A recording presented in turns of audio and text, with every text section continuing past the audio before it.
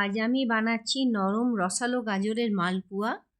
আমি একটা কড়াইয়ে জল দিয়ে তার উপরে একটা ছাকনা বসালাম। 4টে গাজর ভালো করে ধুয়ে টুকরো টুকরো করে কেটে আমি ওই ছাকনির ওপরে দিলাম সেদ্ধ হতে।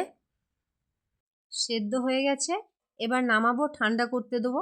এবারে একটা মিক্সি জারে সুজি, ময়দা, আমুল দুধ আর 2 কাপ দুধ দিয়ে আর গাজরগুলো, ঠান্ডা করা গাজরগুলো দিয়ে দেবো।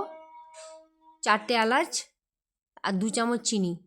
কালারের জন্য বিটরুট নিলাম গ্রেট করা। এবারে ভালো করে পেস্ট করে নেব। ওই জারের মধ্যে 1/2 কাপ দুধ দিয়ে ভালো করে ফেটিয়ে নেব। 10 মিনিট ঢাকা দিয়ে রেখে দেবো। উনুনে কড়াই বসিয়ে 1 কাপ জল আর 200 গ্রাম চিনি আর একটা এলাচ দিয়ে চিনি শিরাটা বানিয়ে নিলাম।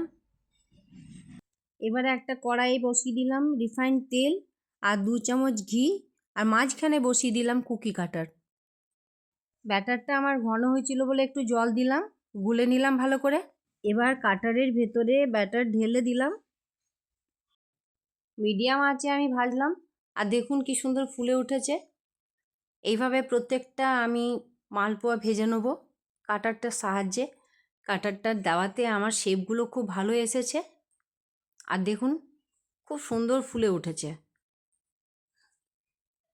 এরপরে এটাকে ছেঁকে উষ্ণ চিনির রসের মধ্যে দিয়ে দিলাম। এই যে ভালো করে নাড়তে হবে যাতে রসটা ঢুকে যায়। প্রত্যেকটা মালপোয়া আমি এইভাবেই বানিয়েছি, আপনারাও বানিয়ে দেখুন, খুবই ভালো লাগবে আর নরমও হয়, খেতে দারুণ হয়। সামনেই হোলি, আপনারা বানাতে পারেন। আমার ভিডিওটা যদি ভালো লেগে থাকে একটা লাইক আর সাবস্ক্রাইব করে দেবেন প্লিজ। একবার বানিয়ে দেখুন, খুবই নরম হয়েছিল, খেতেও দারুণ হয়েছিল। এবারে একটা প্লেটের মধ্যে নিয়ে আপনাদেরকে কেটে দেখাচ্ছি। দেখুন দেখুন ভেতরে কত রস ঢুকেছে।